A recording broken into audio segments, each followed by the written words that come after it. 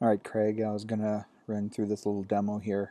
Um, um, you might hear some background noise. I'm kind of in the Grange fishbowl. But essentially, these are our RabbitM, these are our queues for our application. So in fact, I can actually delete all of the queues, and you'll kind of see how the system kind of self-heals as we run. But you notice the queues are empty. So I've got various queues that are established on these exchanges that the various applications listen to. So I'll show you that here in a second. So I'm blowing away these queues. And what I have is I have the application code. Let me move this stuff close here. Apologies. So you can see if I start the application, what we're simulating is these are several different applications that are running. It should be compiling. Okay. Oh, no, actually we're apparently running unit tests. Okay. Those are the various applications. So basically the process is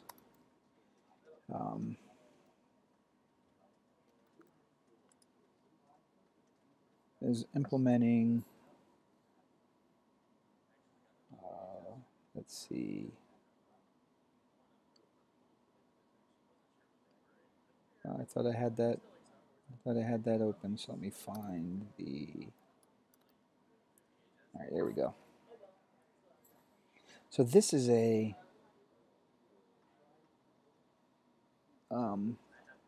kind of a Salesforce automation system or point of sale system. I'll show you the diagram for the system now. So essentially the sales system generates sales events, right, or customer purchase events. The invoicing system does the billing. The shipping system manages the shipping data. The warehouse packages all of these different packages the thing and gets it ready to put on a truck and puts it on a truck, and the logger monitors the process. So in our world, you'll see um,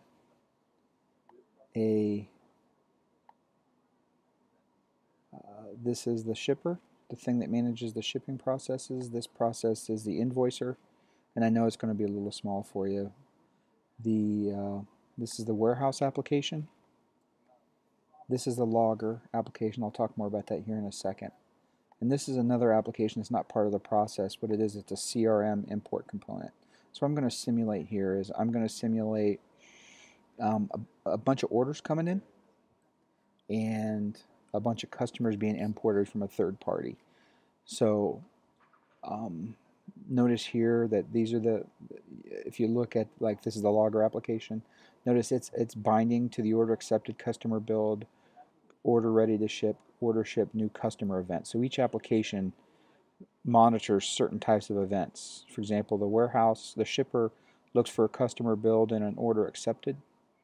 Invoicer looks for order accepted. So an order accepted event is consumed by the invoicer, the shipper, and the logger. That's just an example. The warehouse is waiting for a order ready to ship event, right? So again, if I look, notice my queues exist now. They don't have anything in them. Remember, we deleted all the queues. Now they're back. That's the system kind of self-healing. When the applications start, if the queue doesn't exist on the exchange, it goes ahead and creates them. Okay? So we're going to hit this guy, and you should notice new customer events start coming across. And we'll hit this guy, and you can see new sales events starting to come across. And you can see the loggers logging all events. We've already got things happening here. The customer events are being processed. So you can see that the events are processed in certain orders. If you go and look at the queues, you can see the various queues, that there's a certain number of messages in the queue. An unact message, meaning a message has been pulled from the queue, but it's not been processed yet. It's not been fully processed yet. So we see the customer queue is working, the invoicer is working, the shipping queue is working. We can already notice some bottlenecks. For example, the customer queue, is happening pretty slowly. We might not care very much because it's a kind of a low bandwidth or behind the scenes process that's running. But this whole sales process that we've got running, where the invoicer and the shipper before it gets done. Um, the warehouse can't ship things until the invoicer and the shipping queue gets done. So what we can do is we can bump up capacity in those areas. So we can add more invoicing capacity. What I'm doing here is I'm just starting another instance of the invoicing service. So if you see that I started 2 more, you'll notice that there's three things that I can process in parallel. So these apps are pretty similar, are simple console applications, and we fully utilize the compute of the machine. I can stand up multiples of these. I'm going to move these out of the way. Stand up tons and tons and tons of invoicing services.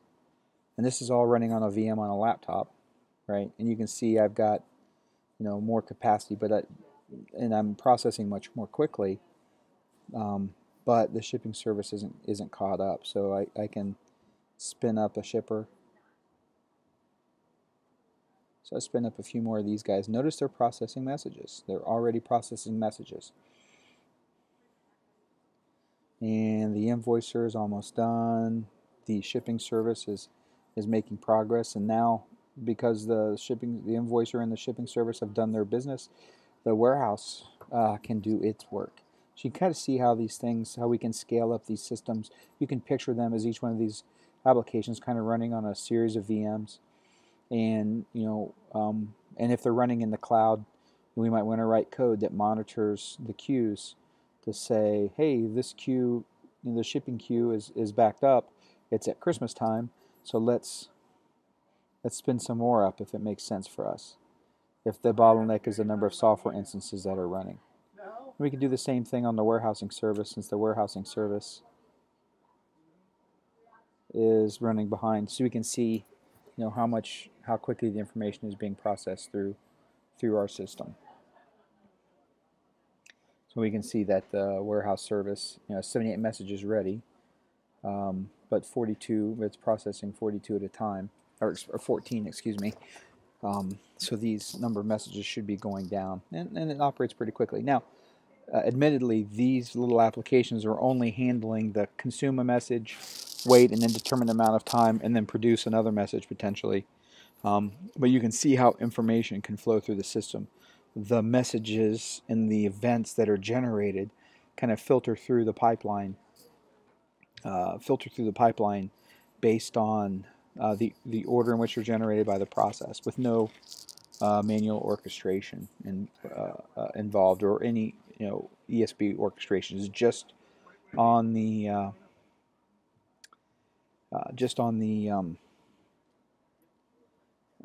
by the order in which messages are generated. One message, one event begets another until the process is complete. And that's how kind of the system is representable as a state diagram, as we show in the PowerPoint presentation. We can model the system as a state diagram. Certain events happen when and it progresses through the various states in that way. All right, so hopefully that's a little quick introduction for you. Let's see if we can get this warehouser to be done. So there's 8 more messages in the warehouse. Okay, and that's good to go. So you can see that these messages have run. These, and if they are a SolarWinds client, RabbitMQ has interfaces that you can monitor RabbitMQ from SolarWinds. You can see where bottlenecks are, where applications are down. So if we run this again, I'll do this one more time.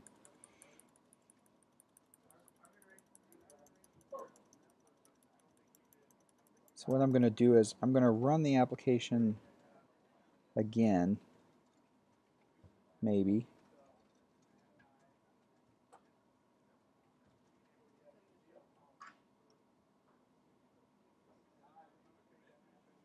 I'm going to run the applications again, but I'm going to turn off the queue processors, and I'm only going to generate the actual messages themselves. I'm going to stop all these guys.